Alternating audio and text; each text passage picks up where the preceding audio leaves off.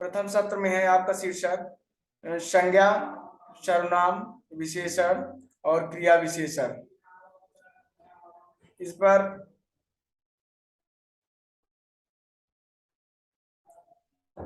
सबसे पहले हम चर्चा करते हैं। प्रथम सत्र में जो 4 बिंदु निर्धारित है उसमें संज्ञा कहते किसे हैं? जैसा कि हम आप व्याकरण पढ़े हैं और पढ़ते आ रहे हैं, तो संज्ञा, उसके नाम से संज्ञा का मतलब ही होता है नाम। संज्ञा की परिभाषा देखा जाए तो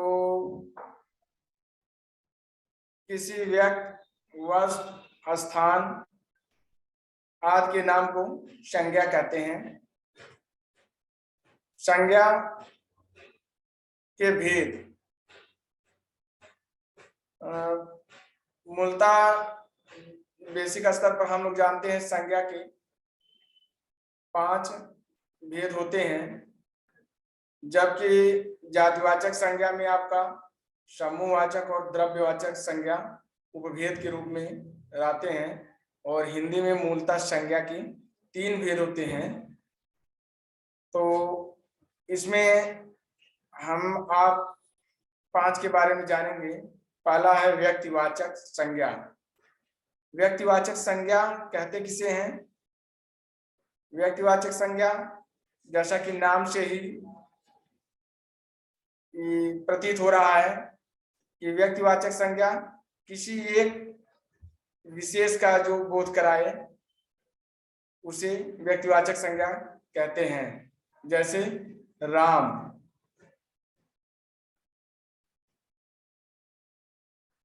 जातिवाचक संज्ञा, जातिवाचक संज्ञा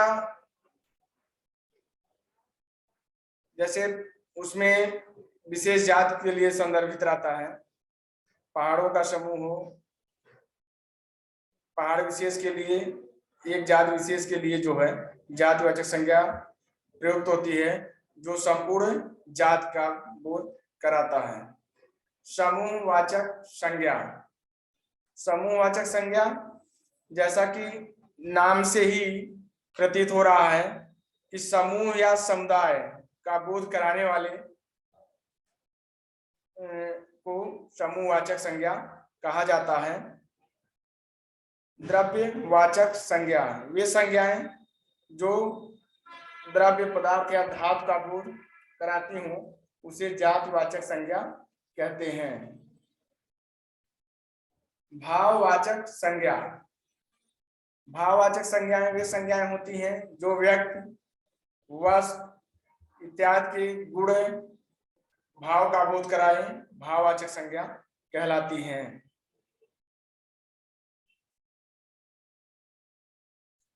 अगला पीपीटी मैं शेयर कर रहा हूं।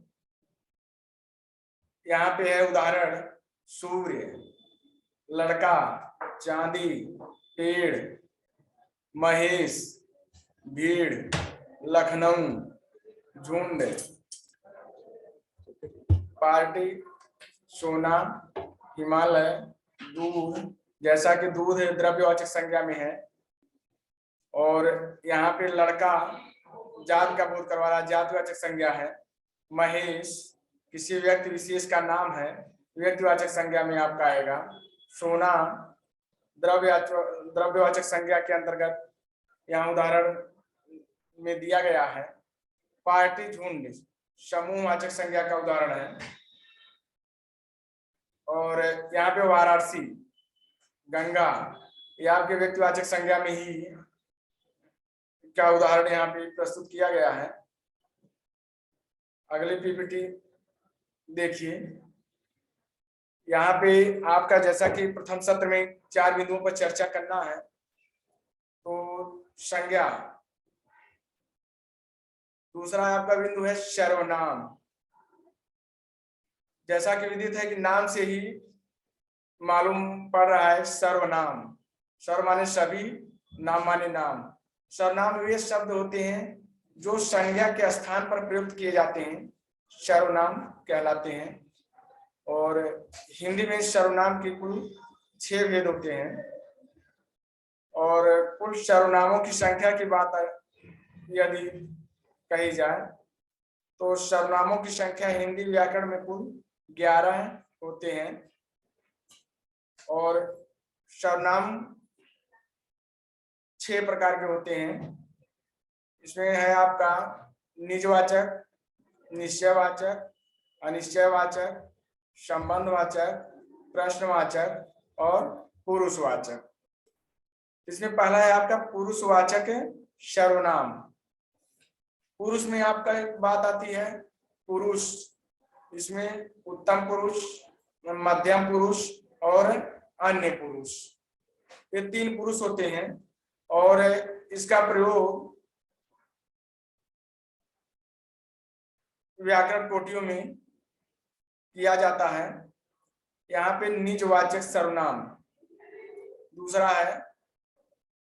निजवाचक सर्वनाम में जो व्यक्ति विशेष के लिए प्रयुक्त होता है, जिससे किसी व्यक्ति के द्वारा कोई काम, जैसे मैं अपना काम स्वयं करूंगा, यह निजवाचक, व्यक्ति स्वयं काम कर रहा है, इसमें निजवाचक का प्रतीक है।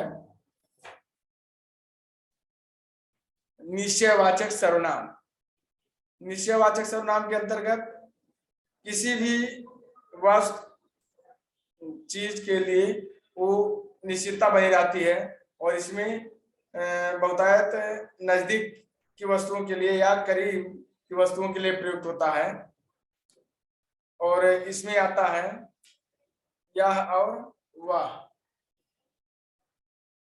अनिश्चयवाचक सर्वनाम, अनिश्चयवाचक सर्वनाम के अंतर्गत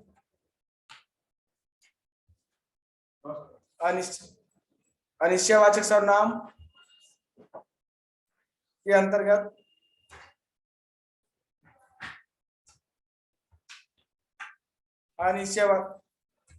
अनिश्चयवाचक सर्वनाम जिस सर्वनाम से किसी वस्तु का निश्चित बोध नहीं होता है, अनिश्चयवाचक सर्वनाम कहलाता है। फिर आपका अगला है संबंधवाचक सर्वनाम। संबंधवाचक सर्वनाम जिस सर्वनाम से 2 वस्तुओं या व्यक्तियों का पारस्परिक संबंध प्रकट होता है, उसे संबंधवाचक सर्वनाम कहते हैं। वह लड़का जो कल आया था, ठीक है, तो वह लड़का यानी निश्चित नहीं है, कल आया था, निश्चित नहीं है कब आया था, उसका समय क्या था, इस और जिसका संबंध जो है कल के परिप्रेक्ष्य में परिलक्षित हो रहा है। फिर आपका है प्रश्नवाचक सर्वनाम। जैसा कि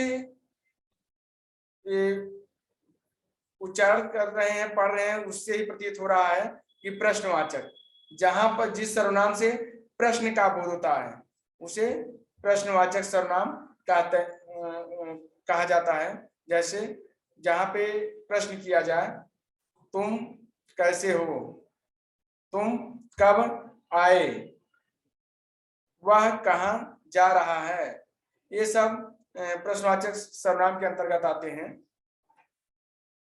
और सर्वनाम का रूपांतरण भी होता है। उसमें जो है सर्वनाम का रूपांतरण 3 प्रकार से होता है, लिंग, वचन और कारक के द्वारा होता है। इसमें सर्वनाम का रूपांतरण पुरुष, वचन और कारक के दृष्टि से होता है। और जैसा कि पुरुषवाचक सर्वनाम के अंतर्गत इसमें 3 पुरुष की चर्चा की गई है, उत्तम पुरुष, मध्यम पुरुष और अन्य पुरुष। वह खाता है, वह खाती है। संज्ञाओं के समान सर्वनाम के भी 2 वचन होते हैं, एक वचन और बहुवचन। हिंदी में वचन 2 होते हैं, जबकि संस्कृत में आपके वचन 3 प्रकार के होते हैं, एक वचन, द्विवचन और बहुवचन। इस संस्कृत में जब बात आती है वचन की, तो वचन संस्कृत व्याकरण में 3 प्रकार के होते हैं और हिंदी व्याकरण में वचन 2 प्रकार के होते हैं, एक वचन और बहुवचन। आगे है सर्वनाम की कारक रचना क्या होती है। कारक और विभक्ति, जैसा कि हम आप जानते हैं हिंदी में 8 कारक और 8 विभक्तियां प्रयुक्त होती हैं, और इसमें है आपका जैसे मैं उत्तम पुरुष में आता है, और कारक कर्ता एक वचन मैंने। अगर मैं का बहुवचन किया जाएगा तो मैं का हम और मैंने का हमने बहुवचन होगा जब ये इसका परिवर्तन किया जाएगा, सर्वनाम का रूपांतरण किया जाएगा लिंग और वचन और कारक के आधार पे। वैसे ही कर्म में होगा मुझे, मुझको, फिर इसका बहुवचन रूप हो जाएगा हमें, हमको। तो इसका रूपांतरण जो होता है लिंग वचन और कारक के द्वारा ऐसे ही रूपांतरित होता रहेगा। फिर उसमें है तुम का तुम, तुमने, फिर तुमको, तुम्हें, फिर करण में अगर ये चीज जाएंगे करण कारक में तुमसे, संप्रदान में जाएंगे तुम्हें, तुमको, इसका रूपांतरण होता रहेगा। आपादान में तुमसे होगा, क्योंकि वहां आपादान से विभक्ति जो है अलगाव के संदर्भ में प्रयुक्त किया जाता है। फिर संबंध में जहां पे संबंध बताना हो वहां पे तुम्हारा, तुम्हारी, तुम्हारे ऐसे करके प्रयुक्त होंगे। और अधिकरण में जैसा कि में, पै, पर, तो यहाँ पे तुम में, तुम पर ऐसे प्रयुक्त होगा। फिर सर्वनाम की और कोटियां हैं कि जो अभी तो मैं वचन के आधार पर बताया हूं कि ये कैसे प्रयुक्त किया जाता है। और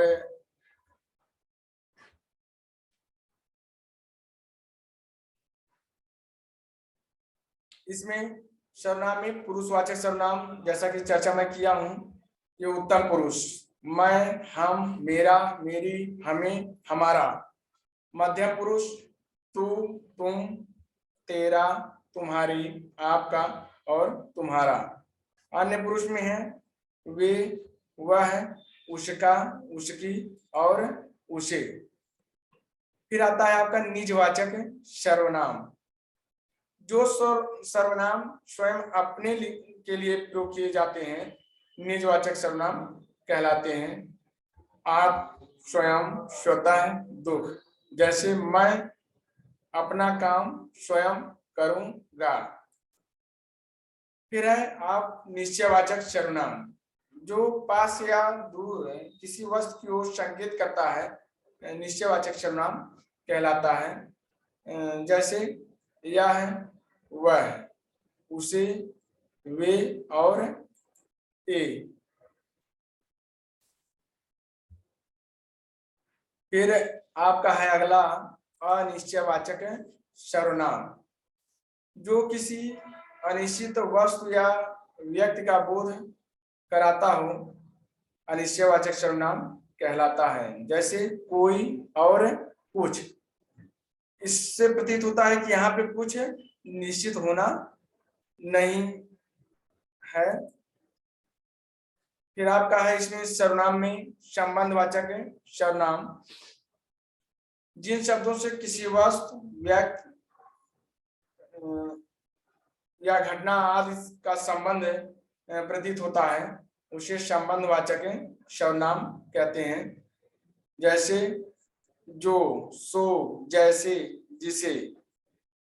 उदाहरण में अगर इसको प्रयोग किया जाए, वह किताब जिसकी थी उसे मिल गई, यानी उस किताब का संबंध उस व्यक्ति से बताया जा रहा है और यहाँ पे संबंध स्थापित हो रहा है, इसलिए यहाँ पे संबंधवाचक सर्वनाम होगा।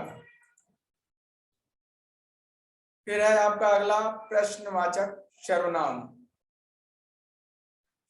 वे शब्द जिनसे किसी व्यक्ति वस्तु के विषय में प्रश्न किया जाता है, प्रश्न पूछा जाता है, उसे प्रश्नवाचक सर्वनाम कहा जाता है, प्रश्नवाचक सर्वनाम कहलाता है। कौन, किसका, कब, कहाँ, क्यों और कैसे। ये 6 प्रश्नवाचक चिन्ह हैं जो किसी से सवाल या प्रश्न करते समय प्रयुक्त किया जाता है। उदाहरण आपका है, यह कलम किसकी है। यह जो है आपका प्रश्नवाचक सर्वनाम का उदाहरण है। फिर इसमें आज प्रथम सत्र में 4 बिंदु हैं जिसपे चर्चा करना है। आपका संज्ञा हो गया, सर्वनाम था। फिर अगला आपका है यहाँ पे शीर्षक विशेषण। विशेषण जैसा कि नाम से ही है, वे शब्द जो संज्ञा सर्वनाम की विशेषता बतलाते हैं विशेषण कहलाते हैं। यहाँ पे आपका विशेषण में कुछ पंक्तियां हैं। नव गति, नव लय ताल छंद नव, नवल कंठ नव जलद मंत्र रव, नव नभ के नव विहग वृंद को, नव पर नव स्वर दे। तो यहाँ पे पंक्तियों में दिया गया है, यहाँ पे जो शब्द चयन है, जो शब्द दिए गए वे यहाँ पे विशेषता बतला रहे हैं। फिर आपके आते हैं इसमें विशेषण। यहाँ पे है पहला गुणवाचक, संख्यावाचक, परिमाणवाचक और सार्वनामिक विशेषण। अब आपका है पहला गुणवाचक विशेषण। गुणवाचक, इसमें गुण, दशा, रंग, आकार, स्वभाव, स्थिति, काल आदि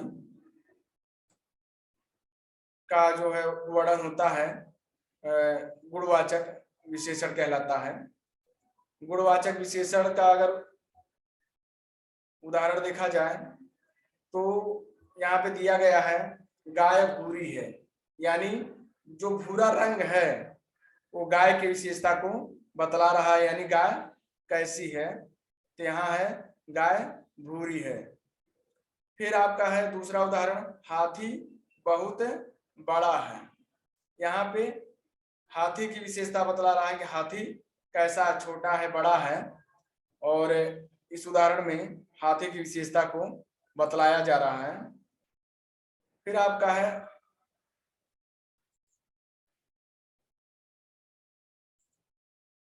संख्यावाचक विशेषण, यानी वे विशेषण जिनसे संख्याओं का बोध कराया जाए उसे संख्यावाचक विशेषण कहते हैं। इसमें है आपका निश्चित संख्यावाचक विशेषण और अनिश्चित संख्यावाचक विशेषण। विद्या आप ये सामने यहाँ पीपीटी में उदाहरण दिया गया है। विद्यालय में 5 पेड़ हैं, यानी यहाँ पे संख्या निर्धारित है, निश्चित है, और विद्यालय में कुल पेड़ की संख्या क्या है, 5 है। तो यहाँ पे आपका निश्चित संख्यावाचक विशेषण होगा। पेड़ पर 2 कबूतर बैठे हैं, यहाँ पेड़ पर कबूतर की संख्या जो है वो निश्चित है, अतः यहाँ पे आपका निश्चय वाचक जो है निश्चित संख्यावाचक विशेषण होगा। फिर आपका इसमें संख्यावाचक विशेषण में दूसरा आता है अनिश्चित संख्यावाचक विशेषण।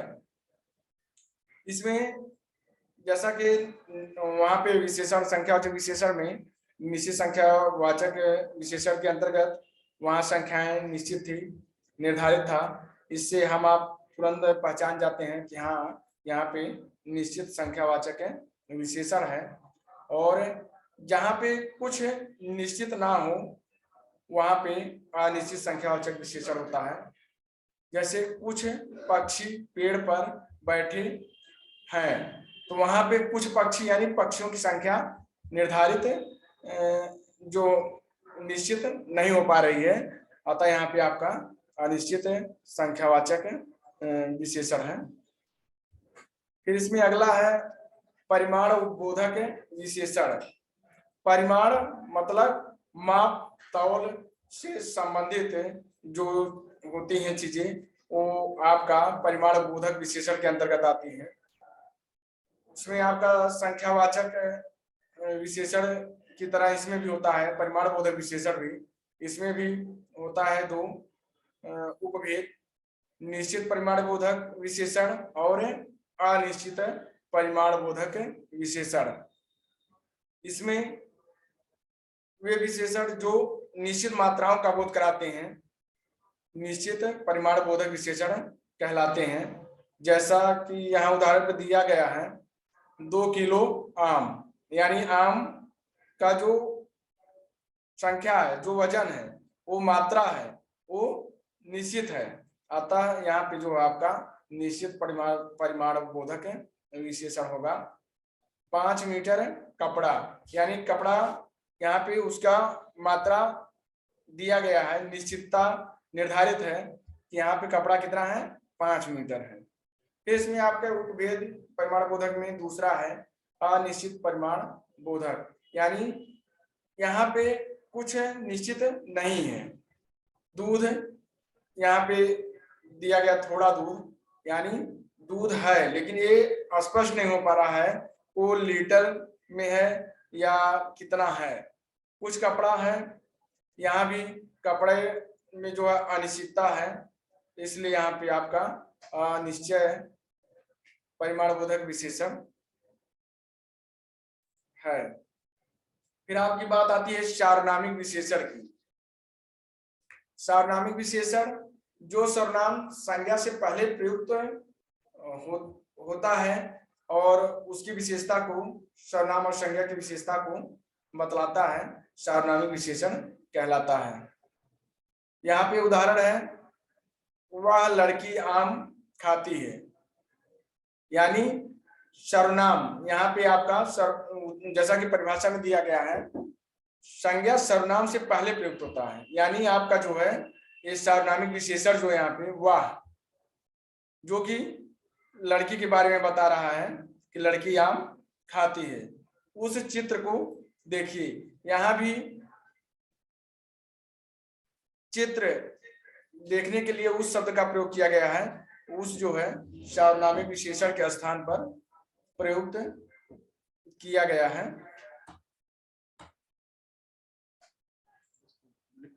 फिर आपका अगला बिंदु है इसमें संज्ञा सर्वनाम विशेषण। अब अगला आपका चौथा है इसमें क्रिया विशेषण। प्रयोग के आधार पर, साधारण, संयोजक, अनुबंध और रूप के आधार पर मूल, अस्थाई और स्थानीय और यौगिक, अर्थ के अनुसार पर रीतिवाचक। फिर इसमें है परिमाणवाचक। परिमाणवाचक में आपका है श्रेणीवाचक, न्यूनता बोधक, तुलनावाचक, अधिकता बोधक, पर्याप्तिवाचक।